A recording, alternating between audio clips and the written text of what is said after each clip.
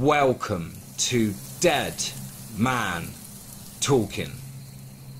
Tonight's story is a very interesting yet equally strange experience out in a very small community in the far east of Germany near the German-Czech border.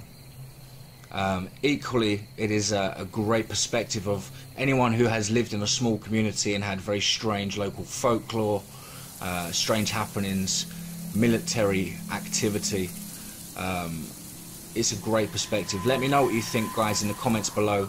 Please do like and share. Of course, guys, if you haven't subscribed yet, please do subscribe to DMT to stay up to date with all the latest stories. Without further ado, guys, let's get into tonight's story entitled The Strange Events in a Small Forest Near Where I Grew Up. Let's get straight into that.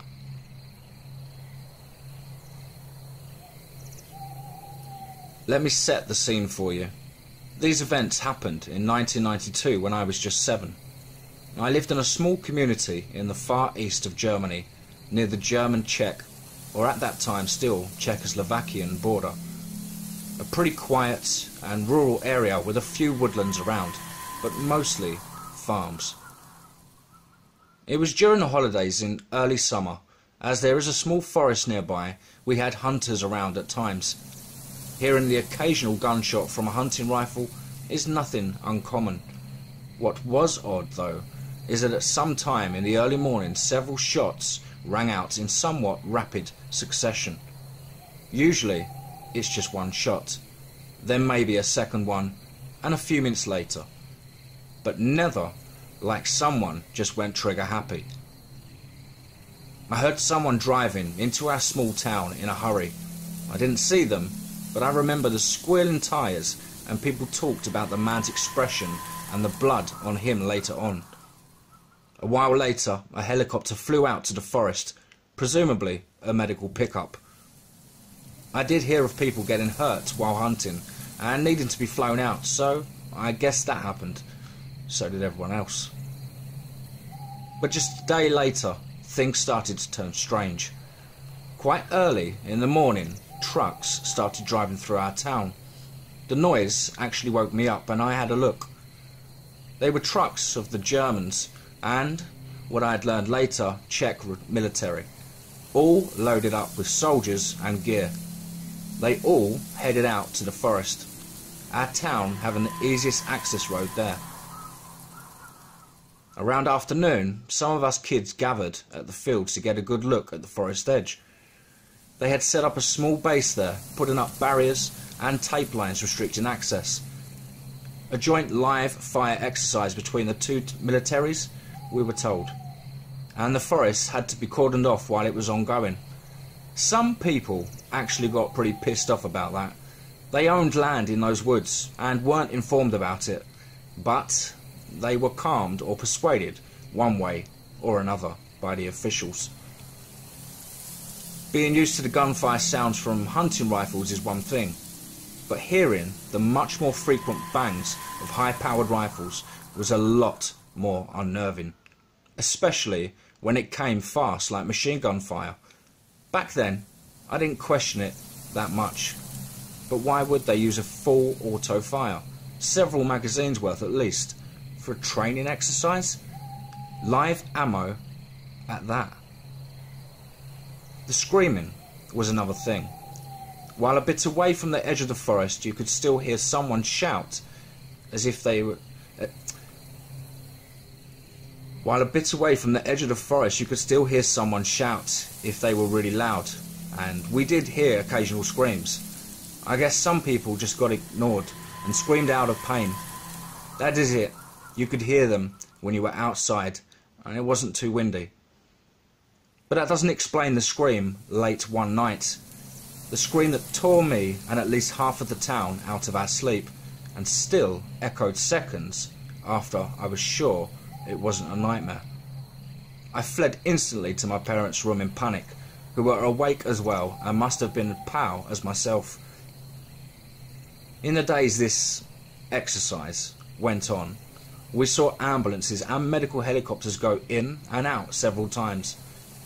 In my parts of the world, hearing the siren of an ambulance is something you may be here once or twice a year, not on a daily basis or even multiple times a day. How many people could get injured through accidents during a training exercise and they still wouldn't call it off? Eventually, the gunfire started to cease over time, only the occasional shots being fired. Around a week after this whole thing started, more trucks rolled through town. I knew those. They were refrigerated trucks. They stayed out at the temporary base for a while, then, in the evening, started rolling out again. A friend swore that the truck sat deeper on their axles as they left, but I can't remember that detail. Most of the military started packing up as well and left aside a few staying at the base, but that wasn't the end of it. When people asked if they could return to their plots and survey the damage, they were turned down. They had to cordon off the area for longer to clean up any live ordnance left behind and, supposedly, for experts of the Forestry Bureau to do official inspections. For the next few days, there was still a bustle of incoming trucks. These seemed to be contractors of some sort.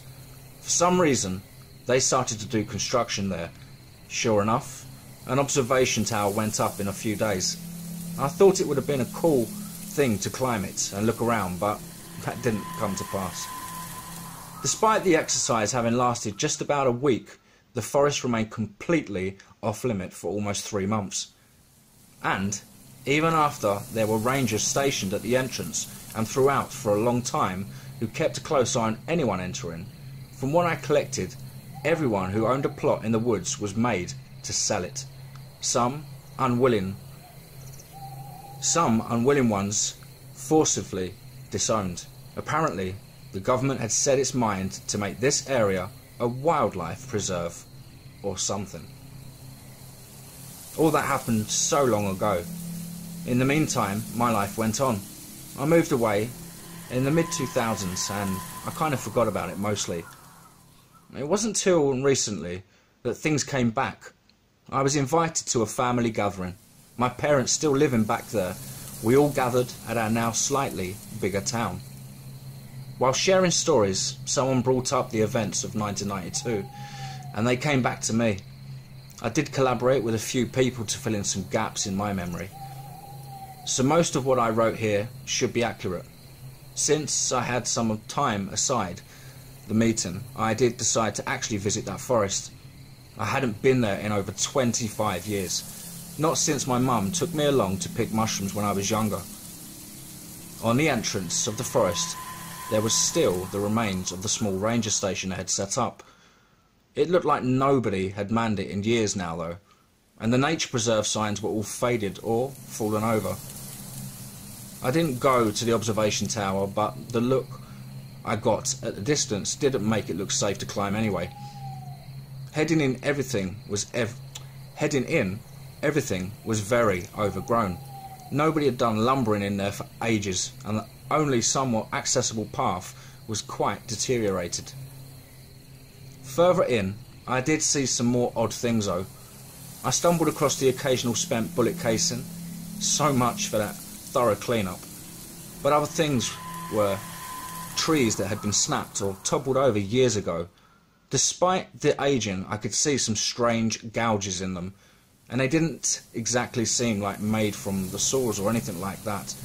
The same gouges were on some of the bigger still standing trees, and more disconcerting, I thought I saw some of the exposed rocks.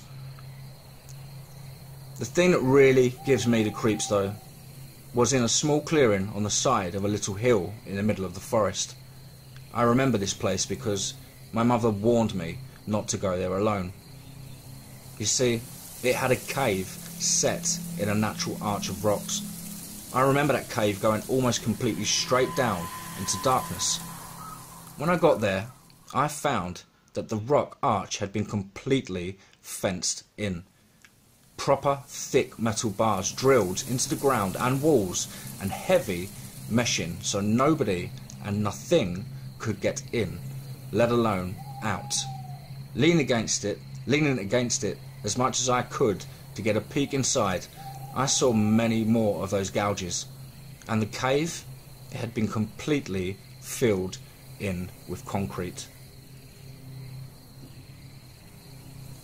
Wow, I hope you guys enjoyed that. As I say, it's quite a interesting perspective of a small community suddenly sort of being taken over by military and strange operations. If you yourself have been through an experience like that, please do feel free to email me at deadmantalking666@gmail.com, or if you've had any other strange encounters. Hope you guys enjoyed that once again. Please do like and share, and remember folks, be safe, not sorry.